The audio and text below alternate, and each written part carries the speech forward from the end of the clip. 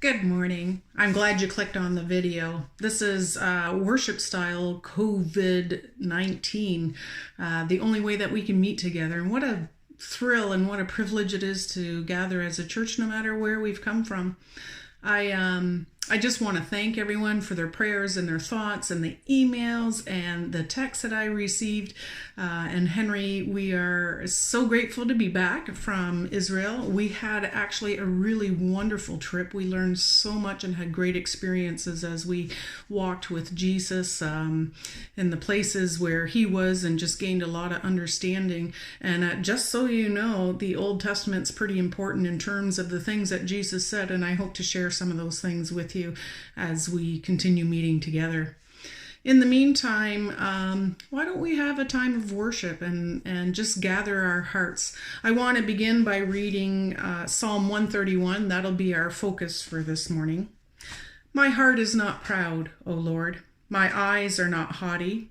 I do not concern myself with great matters or things too wonderful for me, but I have stilled and quieted my soul.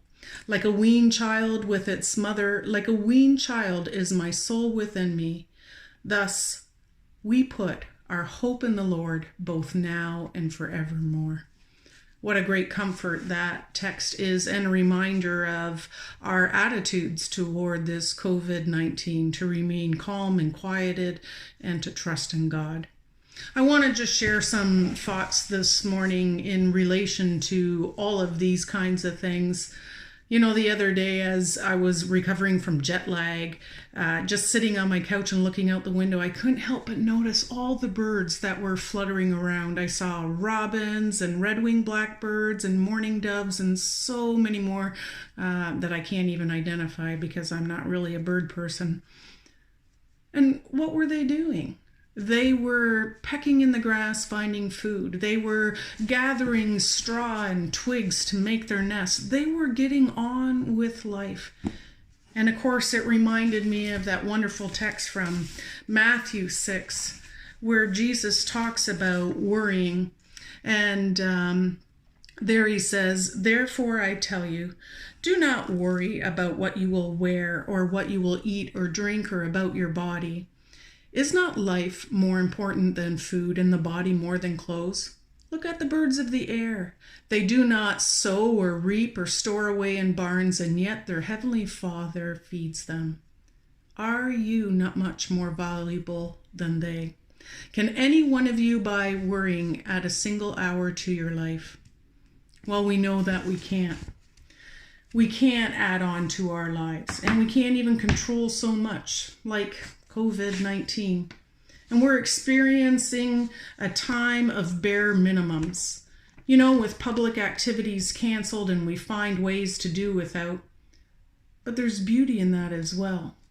We're spending more time with our families, although my kids currently aren't allowed to come because we're quarantined for 14 days, but we're having a great time on Facebook. We get a break from rushing around, and suddenly we began to realize that maybe we can do without more. Maybe we can do without all of that busyness and tight schedules. Life is good when it's not so full and rushed, and it may be a good time to consider how we might simplify our lives, not just because of COVID-19, but even afterwards. To simply step back and, as Psalm 131 says, be calm and quiet our souls and hope in God. Is to learn contentment and gratitude for the things that we do have. A missionary once related a story in terms of thankfulness. He was visiting a leper colony, and throughout the service, at one point, he asked the lepers to suggest songs. And one lady, turning around, shocked him greatly. She was, because of her leprosy, missing her ears, her nose, part of her cheekbone. Her lips were rotted. The missionary describes that he was just simply shocked at such a distorted face. The song she requested was, "Count your blessings and name them one by one." In the midst of these times, we too should count our blessings We so readily tend to count our losses, and we tend to think about the things that we're afraid of and the what ifs, and what if finances go, and maybe even what if we lose a loved one because of this illness? What if we lose the things that we've worked so hard to gain? What if we're overwhelmed by loneliness because isolation isn't really that great? Max Lucado relates a conversation between a parishioner and his pastor. The parishioner, facing financial ruin, visits the minister and declares, "I've lost everything." The pastor replies, "Oh, I'm so sorry. Have you lost your faith?" No, I haven't lost my faith," says the parishioner. "Well, then I'm sad to hear that you lost your character." "I didn't say that. I didn't lose my character," replies the parishioner. "I am so sorry to hear then that you've lost your salvation." "Now that's not what I said. I haven't lost my salvation." The pastor looked intently at his parishioner and says, "So you have your faith, you have your character, you know you have your salvation. It seems to me that you've lost nothing that really matters." As followers of Jesus Christ, we know that we have a hope that is greater than our hardest circumstances.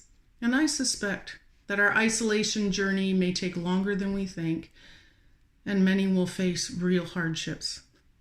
But let us seek to count our blessings in the midst of it, at the start of each day, to defer our fears and to put our trust in God, because our Heavenly Father knows what we need. Looking at Psalm 131 again. "My heart is not proud, Lord, my eyes are not haughty." I encourage all of you to not be too proud to reach out if you need help.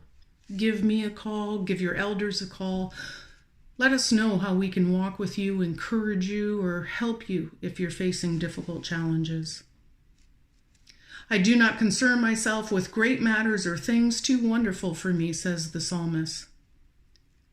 We have to confess we don't know what's coming.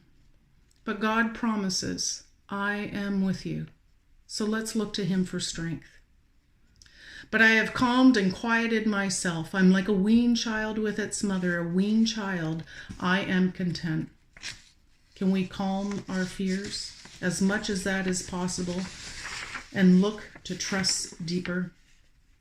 Put your hope in the Lord now and forevermore. These are the things that God has promised us. He will be with us. He will provide. And maybe that provision doesn't always look like everything that we want, but he promises it will be everything that we need. Let's close in a prayer from Psalm 121. Dear Father, when we wonder where our help comes from, remind us that our help comes from you, the one who made the heavens and the earth.